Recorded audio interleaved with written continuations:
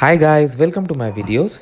So guys, today in this video, I'm gonna share the experience of one of my subscribers who recently came to Canada on a visitor visa from Philippines after she was allowed and she was authorized by PHAC, Public Health Agency of Canada, on compassionate grounds. So before I proceed further, if you have not already subscribed to my channel, please go and subscribe right now because I regularly upload videos. And if you have any concern, any question, anything that comes in your mind, feel always absolutely free to ask. This is your own channel. So guys, we know that for compassionate reasons, we can seek travel authorization to Canada from PHAC. And she had a genuine case where her aunt was suffering from breast cancer. So in order to take care for her, she applied for the authorization and it was granted. So this is what her experience was. Hi Rahul, how are you? I am good, thank you. I am sorry if I took long to send an email, no problem, as I was still adjusting to the time zone. So applying to the PHAC was smooth. I waited for my papers to be approved within 2-3 days. And they will deny your application if it is incomplete.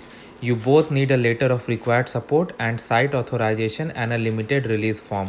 I flew from Manila to Philippines last April 14. I think she wanted to write Canada. I need a negative swab result that has to be like 72 hours prior to the flight. In the Philippines, I was put on hold with the check-in because I was using a tourist visa and they called their supervisor. Well, they have to make sure that you are allowed to travel. I explained my reason and then they let me in. Philippine immigration is smooth. They just check the papers and go. The Canada immigration is a nerve-wracking experience. The officer was shocked because everyone in the line is either student or immigrants and I am the only tourist visa there.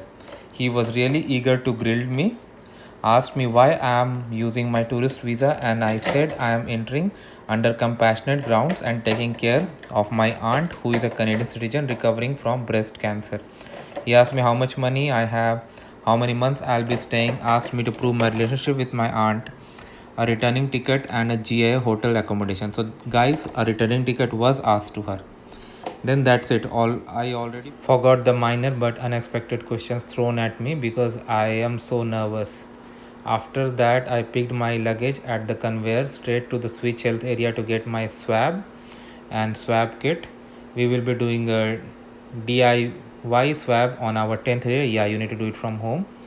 You need an arrive can before, yes we know, during and after flight quarantine because that's where your details and the officers will track you. Probably she's talking about daily symptom report.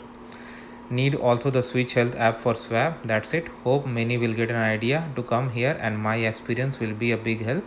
My age is also a big factor because I am only 19 years old. That's why they keep on questioning me that.